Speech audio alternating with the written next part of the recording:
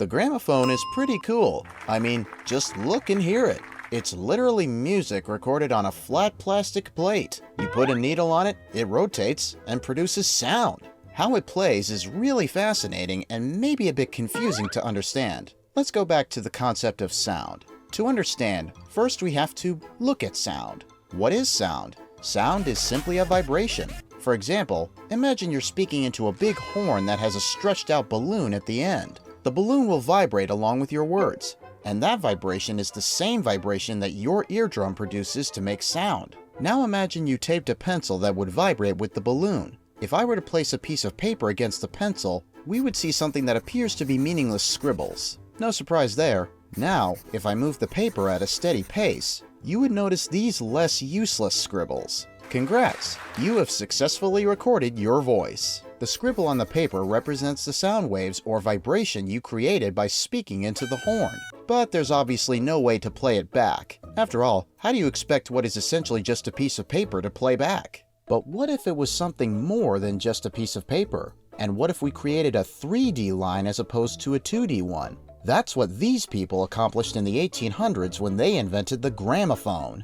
Let's say Shakira sings into that big horn mentioned earlier. That would direct the sound onto a diaphragm. This diaphragm, which is essentially just a fancy balloon from before, works alongside a stylus or needle, which is used to cut the vibrations into a wax record, creating the desired bumps and 3D line. You can then create a metal record by giving your wax recording a warm, tiny chemical bath, and boom, you have a record. You'd then use this metal record as a stamp to use on old plastic frisbees, and boom, you now have a record with the music. And this now goes back to the original question, how do we play and hear it? The process is really simple. We literally just have to do everything backwards. First, you spin the disc at the same speed you spun the wax record when recording. Then drop the needle into the groove, and the bumps and valleys are going to cause that needle to make the same vibrations as the needle that recorded the original sound. The needle is connected to the diaphragm, and that diaphragm is going to make the exact same vibrations as the original recording. And remember, sound is vibration. So all we need to do to amplify that vibration is just to add a comically big a horn, and you'll get the exact same sound made by your favorite Shakira. But hey, modern record players don't use big horns, so how is the sound louder? Easy, my student. Modern record players are a little bit more digital. Instead of a horn, we now have speakers, and instead of a balloon, it's a copper coil vibrating in between two magnets as the copper coil moves between the two magnets. It creates electricity that goes to a speaker, creating sound. But now it's the 80s, and nobody cares about vinyls. It's now the era of cassette tapes. Oh yeah, my favorite! And this is where it gets interesting too. How the heck do you record music to that thin tape-looking material? How the heck do you put Michael Jackson there? The answer is magnets. In fact, the actual process is kind of a futuristic magnetic version of a vinyl. Step 1. Record some music.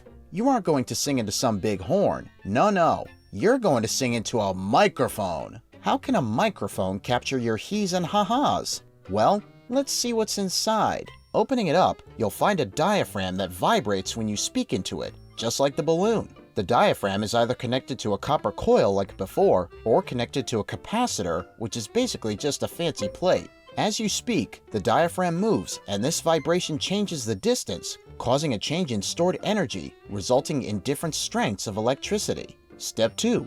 Magnets. So now we have electricity. How does this help us? We can just think of the electricity as the pencil in our original example, and that makes the magnetic tape the paper. The recording head is the point of contact. The different strengths of electricity make changes to the magnetic field on the tape surface. This creates a little pattern of magnetization that almost exactly replicates the original sound wave. But now, how do we read said magnetization?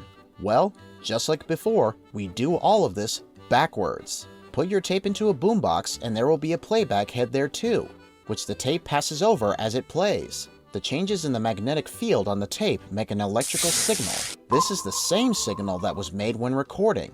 The electricity is sent to a speaker, which has a diaphragm just like the microphone, creating a big ol' vibration, and thus you hear the sweet harmony of Michael Jackson's. But now nobody listens to Michael Jackson. Only old boomers do that. No offense, guys. Welcome to the 90s, baby. Instead of vinyls and thin tapes, now we store music and information on round, shiny CD discs. We use a microphone in this fat ring that functions exactly like it did before. But this time we take that electricity and turn it into ones and zeros that represent the original sound wave. That's a lot of words, so how the frick do we do that? By looking at the voltage. For instance, we give it a 0 if it's this low and a 1 if it's this high. Now, we use a tiny laser to transfer these ones and zeros to a disc, where a pit represents a 1 and an untouched area a 0. Because the pits and lands are so tiny, the disc seems smooth. Now, if you insert this disc into your old dusty optical CD drive on your PC, ha, old PC moment, it will read it. A laser will bounce off the CD. If there's a pit, it will bounce a little differently and record a 1. If there's a flat surface, it will bounce the same and record a 0.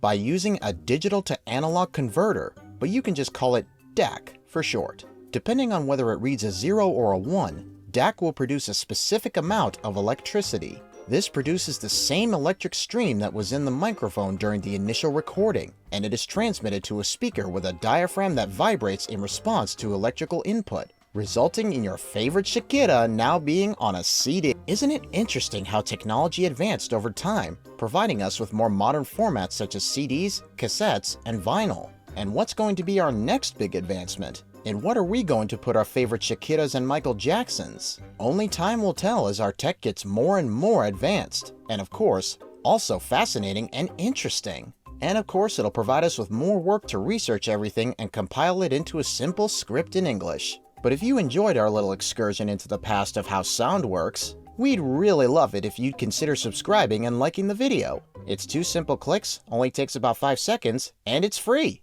But in any case, thank you so much for watching. I sure hope you enjoyed me taking this time to fill your brains with knowledge about sound of the past. Until we meet again, have a beautiful day, you beautiful bastards.